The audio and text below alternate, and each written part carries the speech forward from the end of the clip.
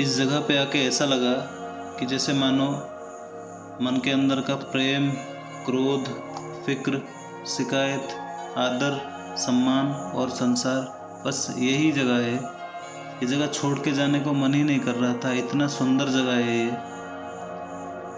इस प्रकृति के सौंदर्य से ऐसे जुड़ गया मैं, और इन पहाड़ों की खूबसूरती में जैसे मैं खो गया। राम राम दोस्तों।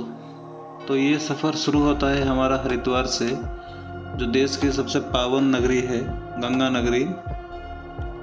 माँ गंगा के पावन लहर देख के एकदम आत्म में विभोर हो जाता है मन। फिर हमने शाम को गंगा आरती देखा, 2 घंटा बैठ के गंगा आरती देखा, मन एकदम शांत हो गया। फिर सुबह हम निकल पड़े अपने जर्नी पे, जो कि हरिद्वार से ऋषिकेश, ऋषिकेश से होकर देवप्रयाग, कर्णप्रयाग, और हमारा लास्ट डेस्टिनेशन होगा जोशीमठ, जो हमारा हाल्ट होगा, जहाँ पर हम पहुँचेंगे रात को। जिस समय हम गए थे वो था सितंबर का महीना। बाकी उतना बारिश नहीं हुआ था उस टाइम पे, फिर भी भूस्खलन का डर था। उस टाइम पे धूप भी निकले था। माँ गंगा के प्रवाह के किनारे किनारे ये रोड जा रहा था, जैसे ये हमको बुला रहा था, माँ गंगा बुला रहे थे हमको।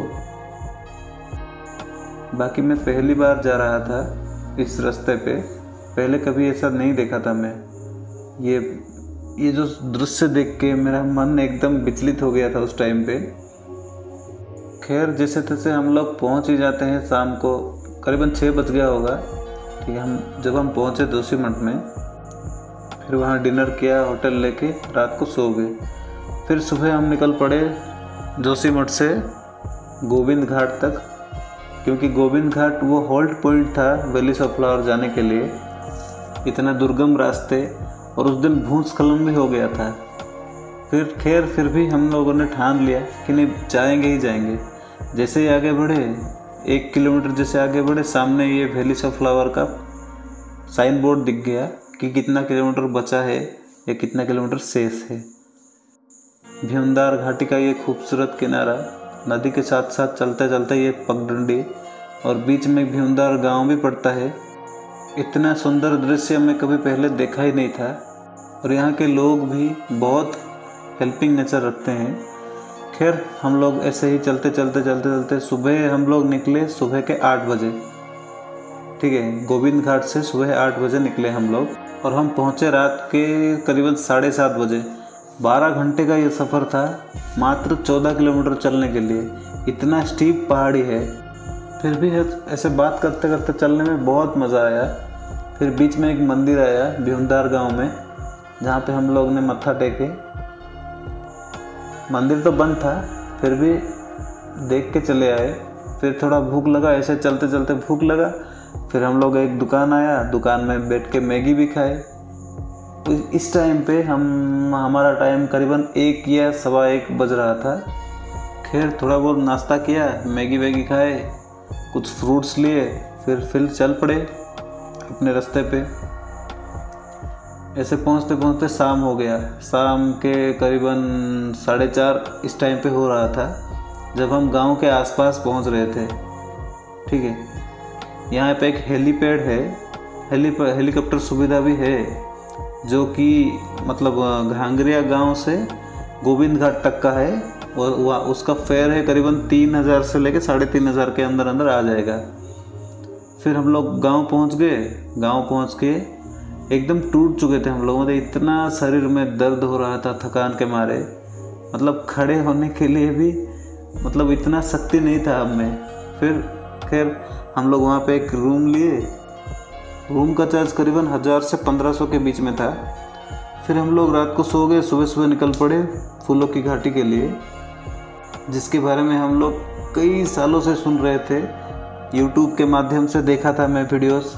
एक बार ना डीडी नेशनल में डॉक्यूमेंट्री आता था, ठीक है, वहाँ पे भी देखा था मैं बचपन में कि वैलीज ऑफ फ्लावर ऐसा है वैसा है। पहली बार ये महसूस करने जा रहे थे हम लोग कि नहीं, वैलीज ऑफ फ्लावर हम लोग पहली बार जा रहे हैं। मतलब इतना खुशी हो रही थी ना मन में, मत पूछो। फिर जैसे ही हम लोग आगे बढ़े, एक फूलों की घाटी का एक मैप दिखाई दिया, जो गवर्नमेंट ऑफ इंडिया ने बना के रखा था कि कोई बंदा खो ना जाए आगे जाके। और घांगरिया से वैलीज ऑफ फ्लावर का रास्ता 4 किलोमीटर है, जैसे कि आप लोग देख सकते हैं। फिर यहाँ प्रवेश करने से पहले हमको पंजीकरण करना पड़ेगा, क्योंकि अंदर जाके क्या होगा क्या नहीं होगा, उसके बारे में, हम कहाँ से आए हैं, हमारे प्रॉपर घर कहाँ पे है, ये सब देखने के लिए गवर्नमेंट के पास कुछ तो होगा ना, इसीलिए हमारा पंजीकरण करना ही पड़ेगा, जो कि अच्छी बात है, बहुत ही अच्छी बात है। अभी मान लो कि अगर हम लोग वहाँ पे जाके अगर कुछ अनहोनी हो जाए हमारे साथ, नहीं तो हम लोग खो जाएं, रास्ता खो जाएं, फिर यहाँ के जो पुलिसकर्मी हैं ये लोग जाके हमको उसी दिन शाम को ही ढूंढने जाएंगे। उनका ना एक सिस्टम है, सुबह 8 से दिन के 12 बजे तक ही एंट्री अलाउ है। 12 बजे के बाद ना एंट्री करेंगे ही नहीं ये लोग, ठीक है। और वहाँ से रिटर्न आते वक्त का टाइम है शाम के 5 बजे के अंदर अंदर आ जाना चाहिए हमको, नहीं तो ये हमको ढूंढने चले जाएंगे। ना कोई पोल्यूशन की चिंता, ना कोई कुछ भी नहीं, इतना प्योर हवा, इतना सूक्ष्म हवा है ना, दिल एकदम शांत हो जाता है पूरा।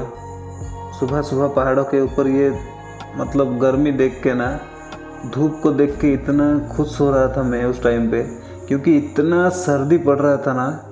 सुबह सुबह ये फ़ोटो ना करीबन सुबह सुबह का 7 या 7:30 बजे का टाइम है। सुबह सुबह इतना सर्दी पड़ रहा था ना, कहीं बैठने को मन ही नहीं कर रहा था, दिल तो कर रहा था ऐसे चलते रहें। चलने से ना शरीर में थोड़ा गर्मी आ जाती थी, तो बैठने को मन ही नहीं करता था। खैर अभी कितना ही चलते, इतना ऊंचा पहाड़ है ना, 4 किलोमीटर का सफ़र ना, ऐसा लग रहा था कि 2-3 दिन लग जाएगा, इतना ऊंचा पहाड़ है, ठीक है। देवदार के इतने ऊंचे ऊंचे पेड़ रास्ते में पड़ रहा था ना, जी कर रहा था बस पेड़ के नीचे जाके बैठ ही जाऊं। इतना सुंदर सुंदर पेड़, इतना घने, जंगल इतना घना था ना, मत पूछो।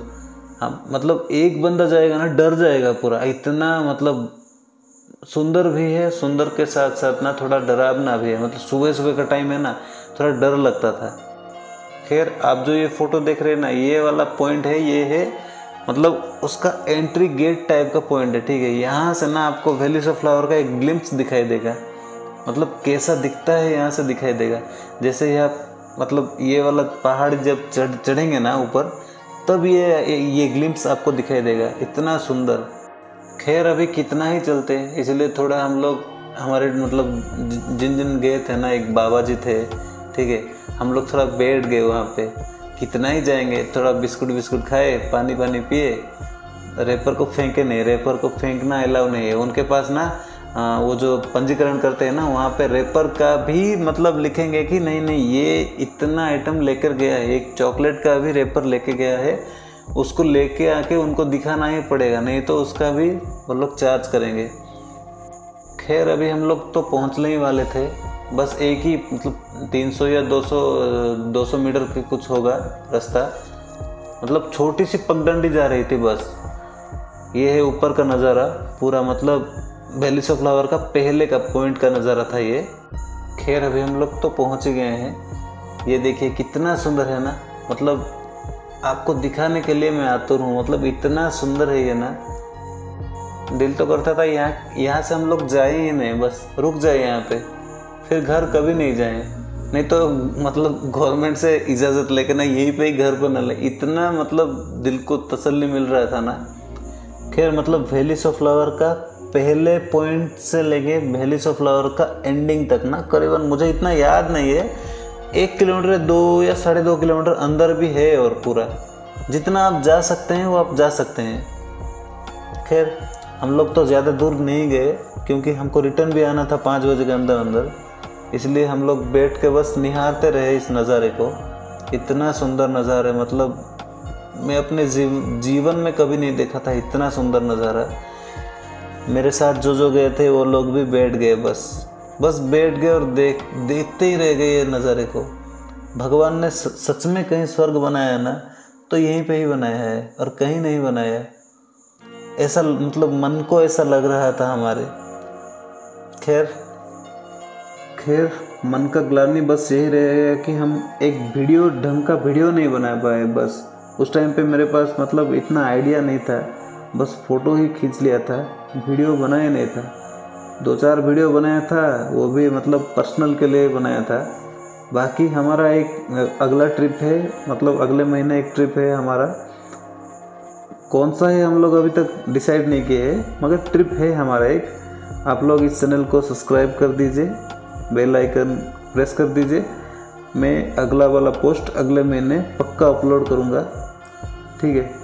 अपने भाई को सपोर्ट करना। अगर ये वीडियो अगर आपको ज़रा सा भी अच्छा लगा तो एक लाइक और कमेंट करना।